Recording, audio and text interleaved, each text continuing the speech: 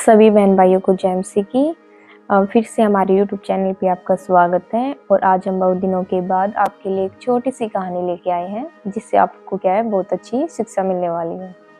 तो मैं आपको सुनाने वाली हूँ एक ईमानदार व्यक्ति और एक धनी बूढ़े की कहानी। तो आइए हम इस कहानी की स्टार्ट करते हैं। इस कहानी को एक ईमानदार व्यक्ति होता है और वो एक कंपनी में काम करता होता है। वो वहाँ पे एक अच्छा व्यक्ति कहलाता है। वो अपनी ईमानदारी से सबको खुश रखता है। और जो वहाँ का मालिक होता है वो खुद उसकी ईमानदारी को देख कर उसी के हाथ में सब लेन देन कर देता है। कुछ दिनों के बाद वो ऐसे ही काम करता रहता है और कुछ दिनों के बाद जो कंपनी में मजदूर मैनेजर होते हैं वो उस व्यक्ति से बोलते हैं कि क्या तेरी सैलरी थोड़ी सी है, क्या तेरा काम इसमें चल जाता है। वो व्यक्ति बोलता है कि हाँ, मेरा काम इसमें चल जाता है। फिर वो अगले दिन व्यक्ति से वही मजदूर और जो मैनेजर होता है वे उससे बोलते हैं कि तू कंपनी में थोड़ा गड़बड़ कर और जो पैसे बचते हैं तू उनको रख और हमें भी दे। लेकिन वो ईमानदार व्यक्ति ये बोलता है कि नहीं नहीं नहीं, मैं तो बहुत ईमानदार हूँ, मैं ये नहीं कर सकता।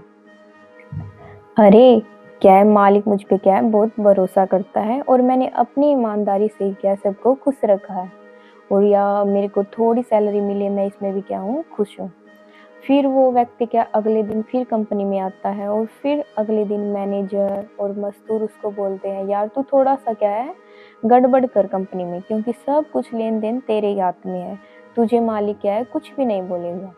वो रोज प्रतिदिन उसको यही बोलते हैं यार थोड़ा सा तू कर इसमें गड़बड़ कर और तू थोड़ा अमीर हो जाएगा, अपनी गरीबी से आजाद हो जाएगा।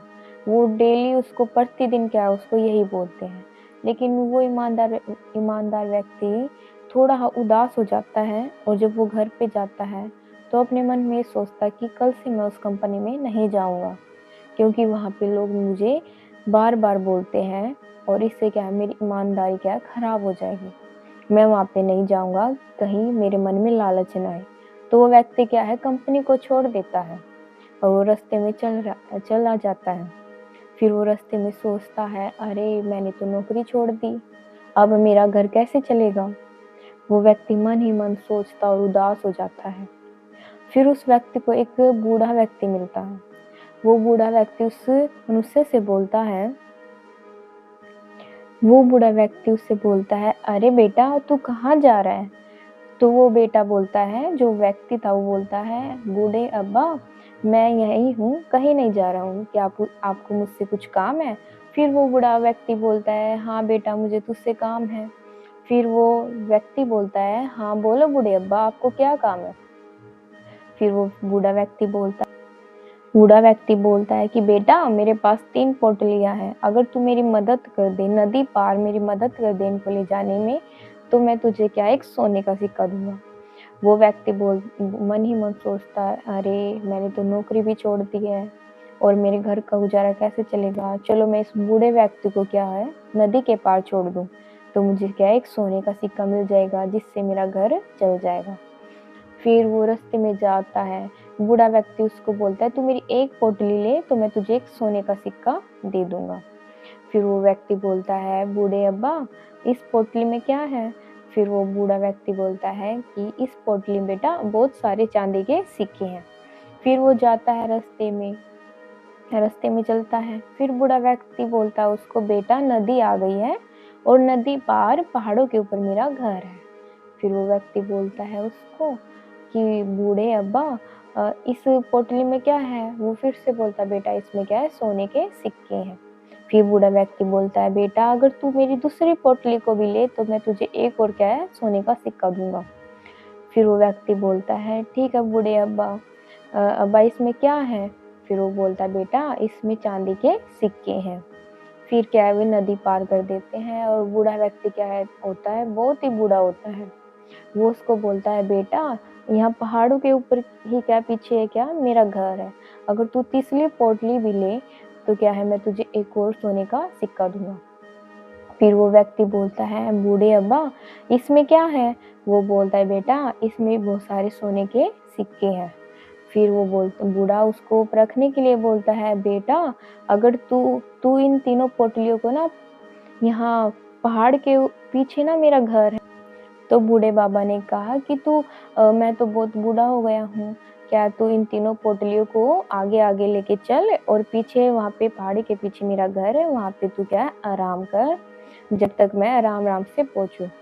तो वो व्यक्ति बोलता ठीक है बूढ़े अब्बा, मैं इनको ले जाऊंगा। तो वो व्यक्ति उनको ले जाता है और बूढ़ा व्यक्ति पीछे ही नदी के पार क्या है आराम आराम से चल रहा होता है। तो जो लड़का होता है, वो व्यक्ति होता है, वो उनको ले जाता है पहाड़ी के ऊपर। तो वो मन में सोचता है, इन तीनों में 2 में सोने के सिक्के और 1 में चांदी के सिक्के हैं। अगर मैं इनको लेके अपने घर चला जाऊँ, भाग जाऊँ, तो मैं क्या है बहुत अमीर हो जाऊँगा और मुझे कुछ भी काम करने की ज़रूरत नहीं पड़ेगी। वो पीछे बूढ़े व्यक्ति को देखता है, जो बूढ़ा व्यक्ति था वो बहुत पीछे था, क्योंकि वो बहुत बहुत क्या था बूढ़ा था, उसे चला नहीं जाता था। तो उस व्यक्ति ने मन में सोचा कि बूढ़ा व्यक्ति तो पीछे है, अब मैं भाग के क्या है अपने घर चला जाऊँगा और बूढ़ा व्यक्ति क्या है मेरा पीछा नहीं कर सकता, क्योंकि वो बहुत भाग नहीं सकता, बहुत बूढ़ा है।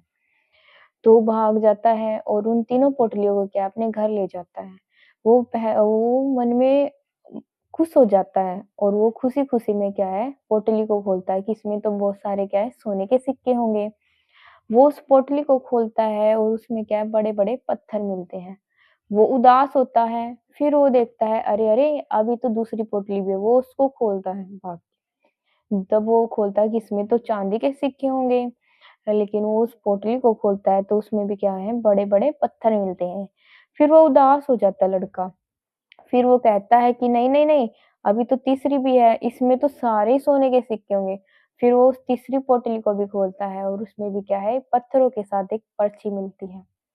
तो उस पर्ची पे लिखा होता है कि मैं तो अपने लिए एक वारिस को खोज रहा था। मैं तो एक सच्चे ईमानदार व्यक्ति को खोज रहा था, क्योंकि मेरे पास तो ये जितना पहाड़ी पे एरिया है ना, ये सारा मेरा ही है और मैं तो एक धनी व्यक्ति हूँ। मैं तो अपने लिए एक ईमानदार व्यक्ति को खोज रहा था, लेकिन वो ईमानदार तुम नहीं हो। तो वो लड़का क्या है फूट-फूट कर रोता है, बहुत रोता है और वो कंपनी के दिन याद करता है कि मैंने वहाँ वहाँ से नौकरी ईमानदारी के लिए छोड़ी थी और आज मैंने सोने और चांदी के सिक्कों को देखकर वो अपने जीवन भर की ईमानदारी को खो दिया है। वो फूट-फूट के रोता है। तो चलो दोस्तों, चलो बहन-भाइयों, कहानी यहीं पे खत्म होती है और मैं आपको बताने वाली हूँ कि हमें इससे क्या सीख मिलती है। देखो, हम स्टार्टिंग से प्रभु में आते हैं, प्रभु में हम प्रार्थना करते हैं, आराधना करते हैं, उपवास करते हैं और प्रभु में हम क्या है बढ़ते हैं, प्रार्थना में जाते हैं। हम परमेश्वर की सारी छोटी-छोटी इच्छाओं को पूरी करते हैं। लेकिन जब-जब हमें ज्ञान हो जाता है परमेश्वर के वचन का, तब क्या कर देते हैं हम? प्रभु के वचन को मानना छोड़ देते हैं। जब हमारा उद्धार निकट आने लगता है ना, तब हम परमेश्वर के वचन को भूल जाते हैं, फिर से उन्हीं गलतियों को करने लगते हैं। जैसे ये व्यक्ति ने अपना स्टार्टिंग से पूरा जीवन ईमानदारी में बिताया, वैसे ही हमने प्रभु में स्टार्टिंग में आते हैं, प्रभु में अच्छे चलते हैं और ब बाद में क्या है हम अपने उस उद्धार को खो देते हैं, जिसके द्वारा हम स्वर्ग में क्या है अनंत जीवन पाते हैं। तो दोस्तों, बहन-भाइयों, मेरे प्रिय बहन-भाइयों, तो हमें क्या है अपने उस उद्धार को तब तक यीशु मसीह ना आ जाए, तब तक क्या हमें उस उद्धार को अपने को सँभाले रखना है और प्रभु में दिन-प्रतिदिन प्रार्थना, आराधना और वचन करने हैं, ताकि हम हर शैतान की बुरी चालों से क्या है बच सकें। तो धन्यवाद करती हूँ मैं प्रभु का इस वचन के लिए और इस छोटी-सी कहानी के लिए। तो प्रिय बहन-भाइयों, मुझे आशा है कि आपको ये समझ में आई होगी और तो प्रिय बहन-भाइयों, अगर आपको ये वीडियो अच्छी लगी है, तो इसको लाइक करना, कमेंट में आमीन बोलना और अपने बहन-भाइयों को भी इस कहानी को शेयर करना। सभी को जय मसीह की।